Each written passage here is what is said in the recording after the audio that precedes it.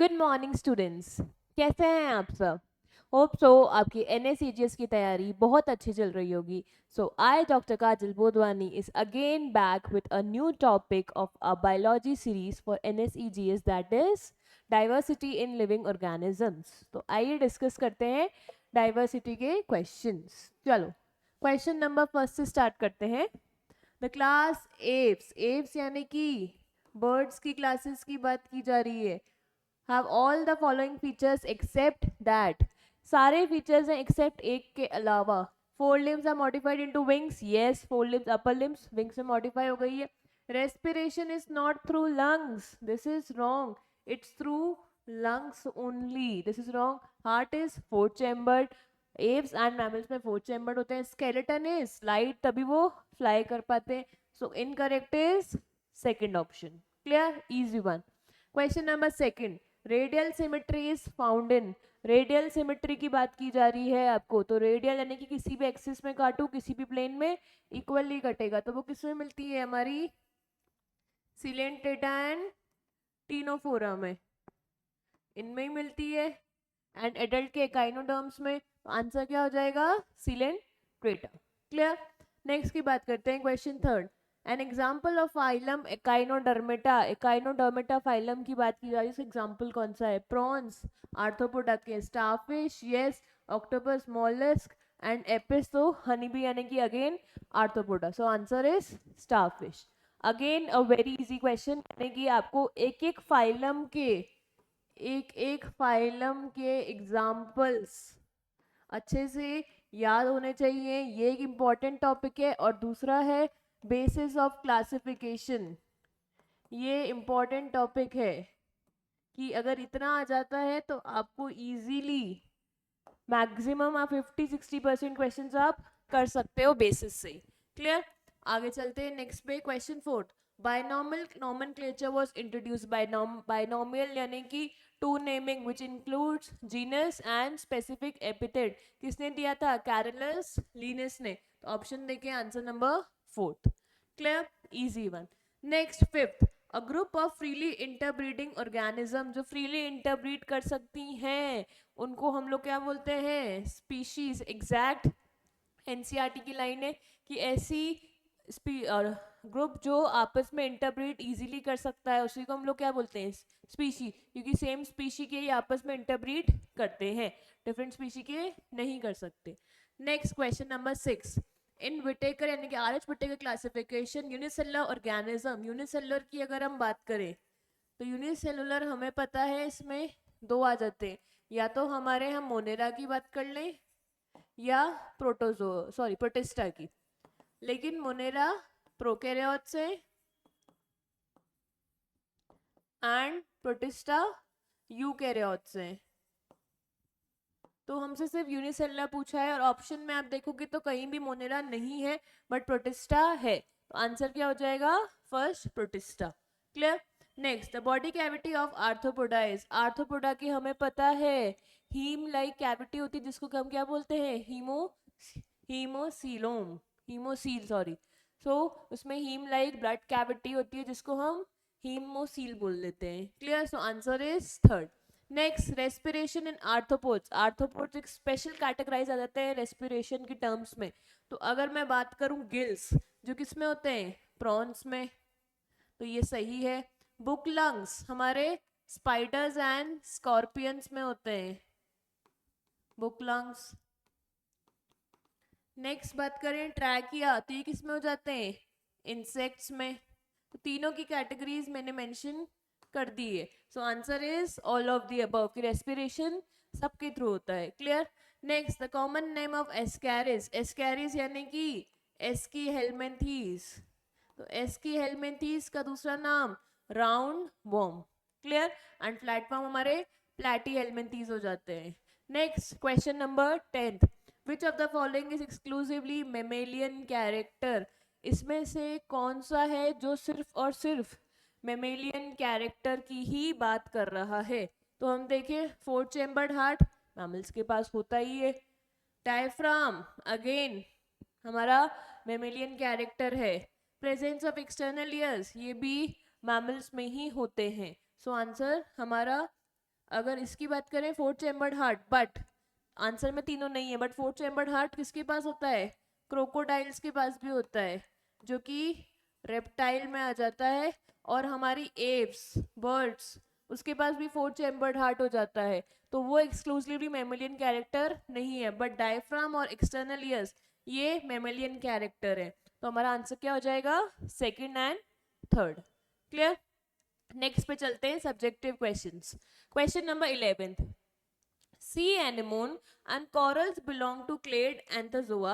These cnidarians occur only as polyps. Cnidarian यानी कि हमें Coelenterata क्लास की बात की गई है। चलो देखते हैं।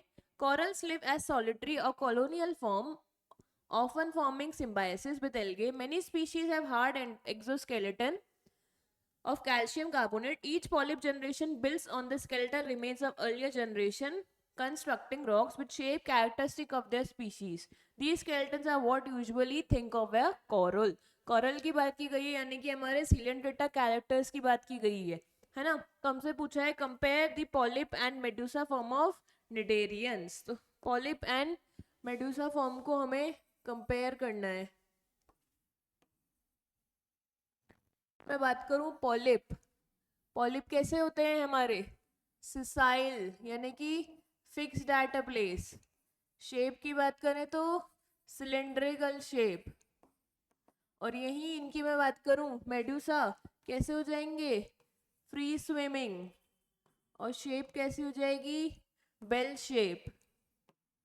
उसके बाद हम लोग एग्जाम्पल्स की बात करें यहाँ पे, तो एग्जाम्पल हो जाएगा हमारा हाइड्रा एंड सी एनेमोन। और यहाँ पे हमारी कौन हो जाएगी? जेलीफिश। उसके अलावा रिप्रोडक्शन की बात करें तो मेडुसा से जब भी पॉलिप फॉर्म में कन्वर्ट होता है तो कैसे होता है?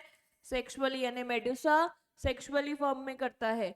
और हम यहाँ बात करें तो यहाँ हमारा हो जाएगा एसेक्सुअल फॉर्म में, यानी कि पॉलिप से मेडुसा कैसे कन्वर्ट होता है? एसेक्सुअली रिप्रोड्यूस करके। और अगर दोनों के एग्जाम्पल्स आते हैं तो दोनों का एग्जाम्पल कौन होता है हमारा? ओबीलिया। ये भी आपको याद होना चाहिए। क्लियर? अब उसने आपसे पूछा है second, describe the structure and function of stinging cells. Stinging cells यानी कि क्या? नीडोसाइट्स, जो कि किसके अंदर लोकेटेड होती हैं?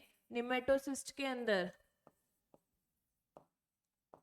तो अगर हम बात करें इसके फंक्शन की, तो फंक्शन कैसा है इसका? हमारा उस सेल को क्या बोलते हैं? नीडोसाइट्स। और अगर उसकी फंक्शन की बात करें तो फंक्शन क्या होता है? तीन फंक्शन एनसीईआरटी ने मेंशन किए, anchorage, capture of prey and last defence. ये तीन फंक्शंस मेंशन्ड हैं जो कि आपको इंपॉर्टेंट है, विद डायग्राम भी बहुत इंपॉर्टेंट है, आना ही चाहिए। क्लियर? नेक्स्ट क्वेश्चन पे चलते हैं, क्वेश्चन नंबर 12। अर्थवॉर्म्स, अर्थवॉर्म यानी कि एनालीड की बात की जा रही है, ईट their way through the soil extracting nutrients as the soil passes through the alimentary canal. Undigested material mixed with mucus secreted into the canal is eliminated as a fecal casting through the anus. यानी कि separate उसके पास mouth and anus है, यानी कि tube within tube plan की बात कर लेते हैं हम लोग। Farmers value earthworm because the animal still and aerate the earth and their casting improve the texture of the soil. अब हमसे पूछा है explain how tapeworms can survive without a coelom, mouth and a digestive system or excretory system. हमसे बोल रहा है कि वो सर्वाइव कर सकते हैं without coelom, digestive system and excretory system. Tapeworm क्या होते हैं? एंडोपैरासाइट्स। अगर एंडोपैरासाइट्स होंगे तो ये सारा की सारा न्यूट्रिशन किससे लेंगे? होस्ट से। So take their nutrients from the host. पहला तो ये हो जाएगा हमारे पास। दूसरा वो बात कर रहा है कि उसके पास एक्सक्रीटरी सिस्टम भी नहीं है, तो ये कहाँ सराउंड होते हैं?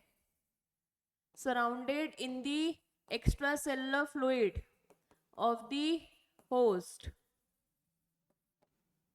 extracellular fluid of the host, so release their waste in it.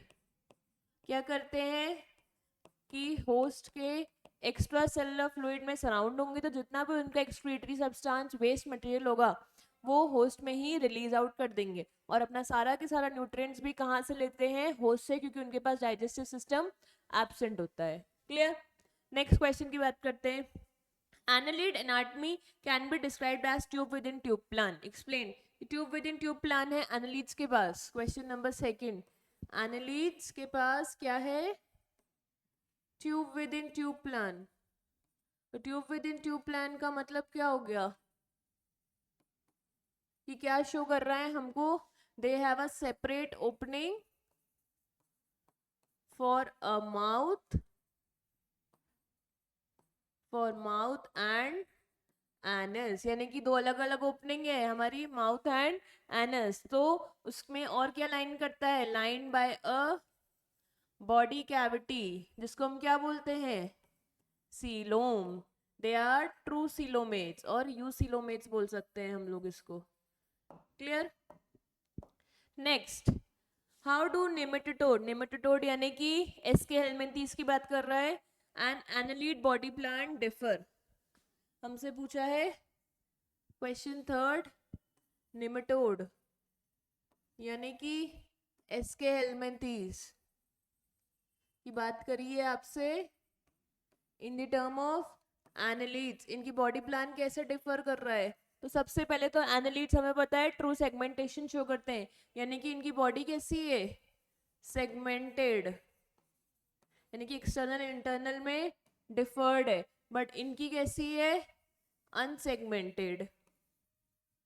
और अगर हम सीलोम की बात करें तो यहाँ कैसा होता है, ट्रू सीलोम या यू सीलोमेट्स बोलते हैं जिसको, यानी कि proper body cavity lined by a mesoderm, mesoderm layer present होती है। और यहाँ कैसे हो जाते हैं, सूडोसीलोमेट्स। क्या हो जाएगा, body cavity is not lined by a mesoderm.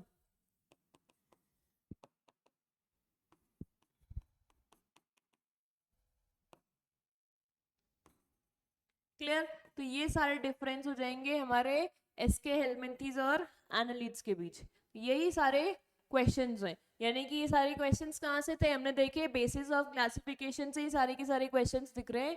उसके अलावा अगर अपर की बात करें तो स्पेसिफिक सीलेंट डेटा आपको फाइलम दे दिया है, इंपॉर्टेंट एग्जाम्पल्स याद होने चाहिए, हर एक के इंपॉर्टेंट कैरेक्टर्स क्या क्या हैं और बेसिस, ये सारी इंपॉर्टेंट चीजें आती है हमारे डाइवर्सिटी में। So that's all, wish you all a very good luck. Thank you.